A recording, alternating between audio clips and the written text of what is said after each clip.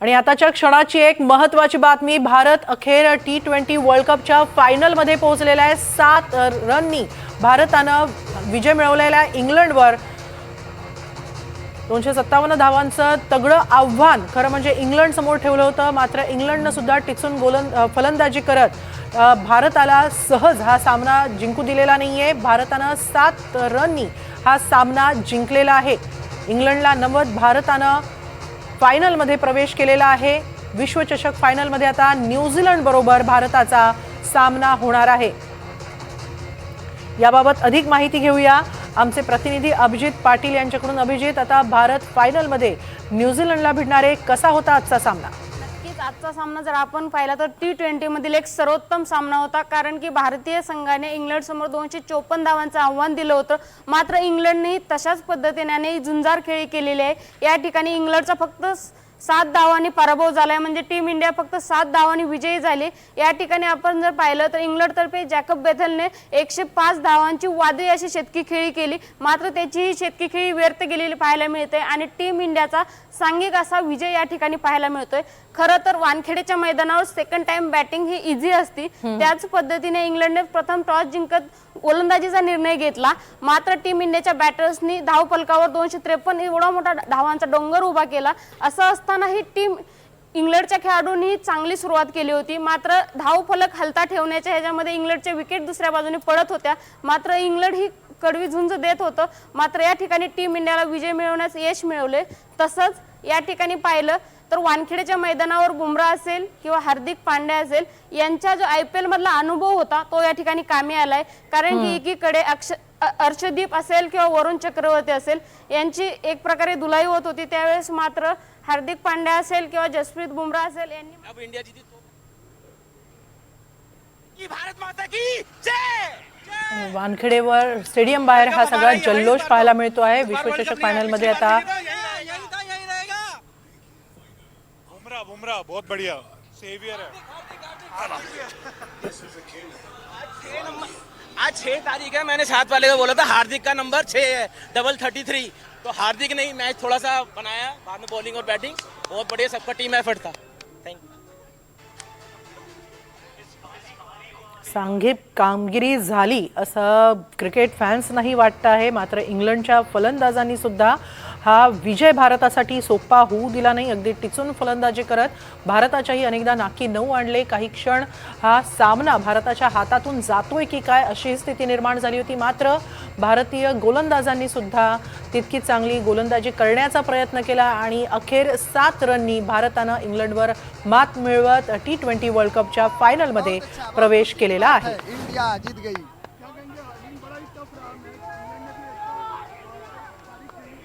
बहुत अच्छी। अब फाइनल भी हम लोग जीतेंगे। हाँ, शिवम, मैं आया हूँ बोरीवली से। बहुत अच्छा लगा, स्पेशली जो बॉलिंग का उन्होंने किया है लास्ट 16, 17 और 18 ओवर में जो उन्होंने यूज किया है, लाइक बुमराह, अर्शदीप और उनसे पहले करवाया, वो सबसे इंडिया का बेस्ट डिसीजन है। Now we will win final India.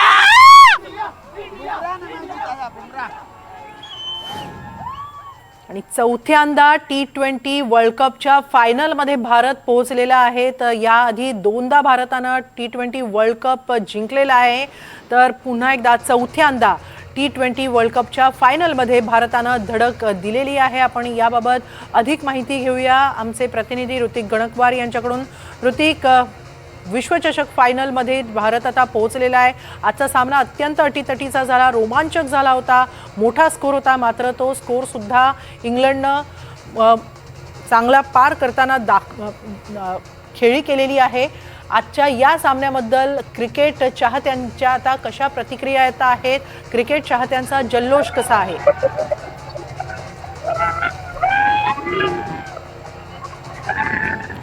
T20 विश्वचषकाचा दुसरा उपांत्य सामना अत्यंत रोमांचक झाला। मुंबईतल्या वानखेडे स्टेडियमवर भारताविरोधात 254 धावांचा पाठलाग करताना इंग्लंडनं सुद्धा अगदी नेटानं फलंदाजी केली।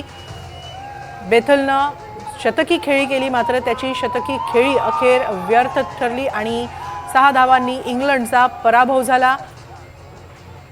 भारत विश्वचषकाच्या फायनलमध्ये पोहोचलेला आहे। T20 विश्वचषकाच्या फायनलमध्ये चौथ्यांदा भारतानं प्रवेश केलेला आहे।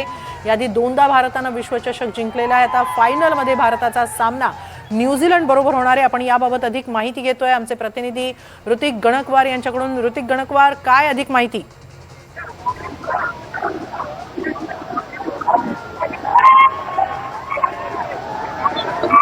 वानखेडे स्टेडियम बाहेर सध्या आणि बघतोय की या ठिकाणी हा जल्लोष जो आहे तो भारतीय टीम जी बोला ऋतिक।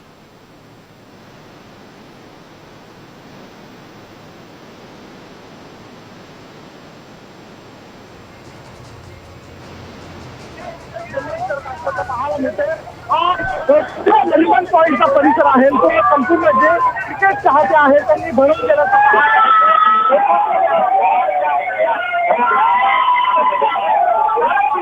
टीम इंडिया जी आहे फायनलमध्ये गेलेली आहे अहमदाबादमध्ये। Batting Abhishek has been disappointing, even Varun Chakravarti, but overall it's clicking, so let's see. Hopefully. Yeah. Wonderful. They put in a lot of efforts. जैसे हम लोग कश्मीर में या मिलिटेंट्स वाले इलाके में लड़ते हैं, they fought like that. They fought like the, they were not like exactly like enemy, but they fought like the. आजचा हा वानखेडेवरचा सामना पाहण्यासाठी मुख्यमंत्री देवेंद्र फडणवीसही उपस्थित होते। हा सामना पाहिल्यानंतर ते आता अगदी आनंदानं अर्थातच निघाले आहेत। वानखेडे स्टेडियम बाहेर पडलेले आहेत। त्यांच्याचप्रमाणे वानखेडे स्टेडियमवरचे सगळे भारतीय क्रिकेटचे चाहते बाहेर पडलेले आहेत आनंदित होऊन। आता फायनलमध्ये भारत पोहोचलेला आहे। भारताचा सामना न्यूझीलंड बरोबर होणार आहे फायनलमध्ये। तोही गुजरातच्या अहमदाबादमधल्या नरेंद्र मोदी स्टेडियमवर हा सामना होणार आहे। 7 धावांनी टीम इंडियानं फायनलमध्ये एंट्री केलेली आहे। भारतानं 7 धावांनी इंग्लंडवर विजय मिळवलेला आहे। 254 धावांचं आव्हान भारतानं खरं म्हणजे दिलं होतं। संजू सॅमसननं 89 धावांची झुंजार खेळी केली, त्याला शिवम दुबेनेही चांगली साथ दिली होती। 43 धावा शिवम दुबेनं केल्या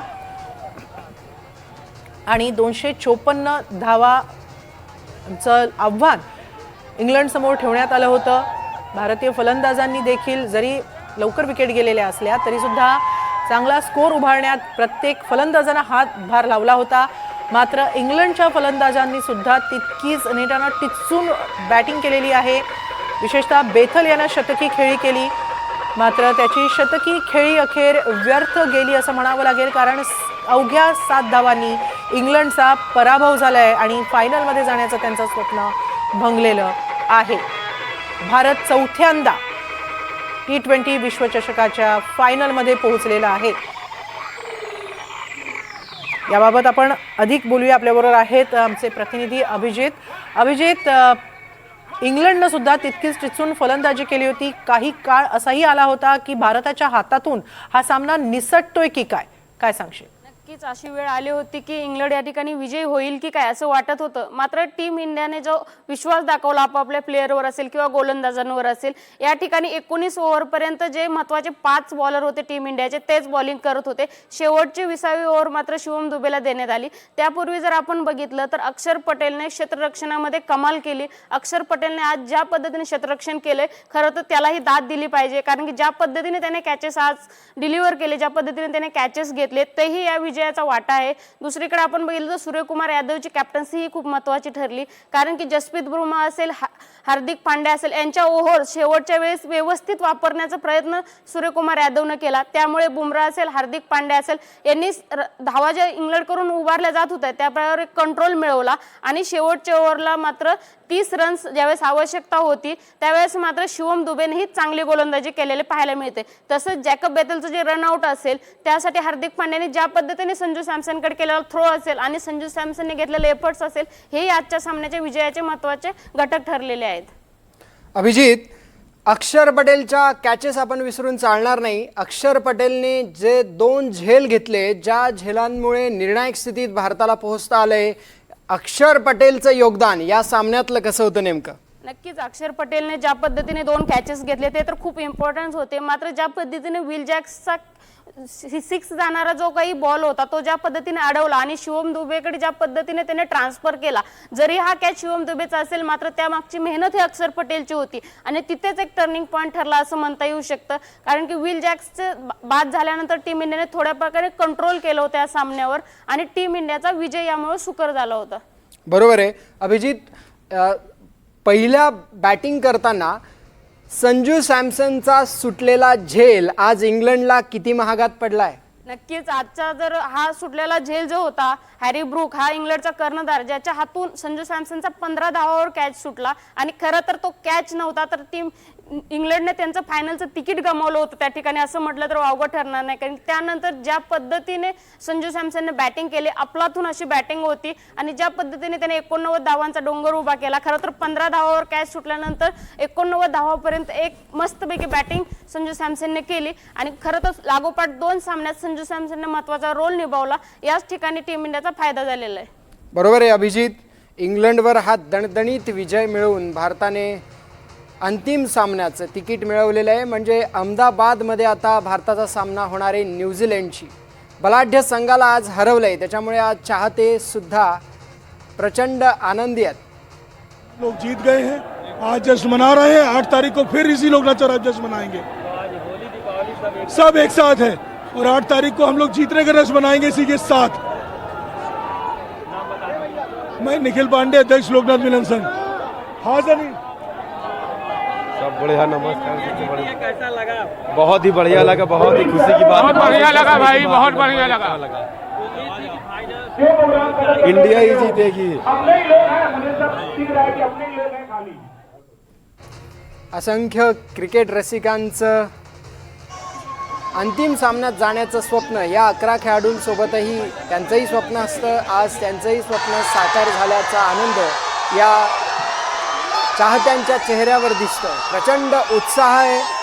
मुंबईसह भारतभरात हा उत्साह आहे. मुंबई तर क्रिकेटची पंढरी आहे आणि आज या पंढरीत आषाढीचा दिवस आहे. आषाढी एकादशी. आज जसे वारकरी न्हावून निघतात चंद्रभागेच्या तीरी, तसे आज हे क्रिकेट चाहते या सामन्याच्या रंगात न्हावून निघालेले आहेत. The last over was very tense, but Shivam Dubey killed it off. Finally, India is in the final. Yes. So how much happy you are about it? Extremely happy about it. Which player bats well today? Which player? Which player have bat well today? Sanju. Thank you.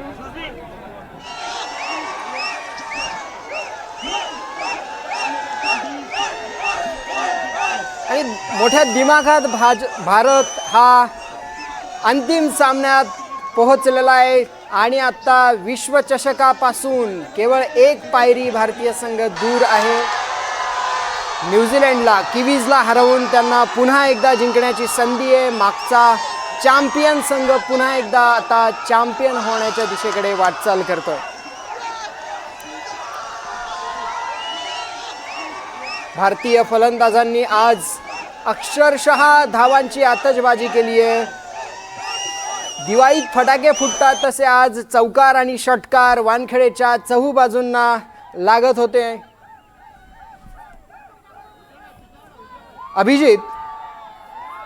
Abhijit आता अंतिम सामन्यासाठीचं गणित कसं असणार आहे? अंतिम सामन्यासाठी New Zealand समोर आव्हान केवढं मोठं असणार आहे? नक्कीच. खरं तर टीम इंडिया अंतिम सामना हा आपल्या होम ग्राउंडवर खेळत असली तरी या ठिकाणी न्यूझीलंडची टीम ही भक्कम आहे. न्यूझीलंडच्या टीमने ज्या पद्धतीने फायनलपर्यंत आजपर्यंत आलेले आहेत ते पाहता टीम इंडियासाठी हेही इझी असणार नाही. तसंच पाहायला गेलं तर आजच्या सामन्यातूनही टीम इंडियाला काहीतरी शिकण्यासारखं आहे. कारण की ज्या पद्धतीने वरुण चक्रवर्ती असेल किंवा अर्शदीप सिंग असेल यांना ज्या प्रकारे धावा बरसल्या किंवा ज्या प्रकारे त्यांच्याकडून धावा वसूल केल्या इंग्लंड संघाने, ते पाहता टीम इंडियाला आता सुधारणा करावी लागली. कारण की वरुण चक्रवर्तीचे 4 ओव्हर्समध्ये 64 धावा टीम इंडियाला पडल्या होत्या आणि याचाच विचार करण्याची गरज आहे. कदाचित टीम इंडिया कसा विचार करते, वरुण चक्रवर्तीलाच कंटिन्यू करतं की कुलदीप यादवला संधी मिळते, हे पाहणं महत्त्वाचं ठरणार आहे. तसंच अर्शदीप सिंग च्या जे काही गोलंदाजी आहे त्याबद्दलही टीम इंडियाला थोडा विचार करण्याची आवश्यकता पडणार आहे, कारण की अंतिम सामन्यात कोणतीही चूक टीम इंडियाला परवडणार नाही. आज धावांचा डोंगर होता त्यामुळे ह्या गोष्टी लपून राहू शकतात, मात्र अंतिम सामन्यात टीम इंडिया कसा परफॉर्मन्स करणार हे महत्त्वाचं असणार आहे. बाकी चाहत्यांना तर टीम इंडियाकडून विजयाची अपेक्षाच असणार. बरोबर आहे अभिजित. त्यामुळे हा आनंद आणखी द्विगुणित होण्यासाठी आपल्याला अहमदाबादमध्ये सुद्धा न्यूझीलंडवर तशीच मोठी मात करून या विश्वचषकावर नाव करावं लागणार आहे. धन्यवाद दिलेल्या सविस्तर माहितीसाठी.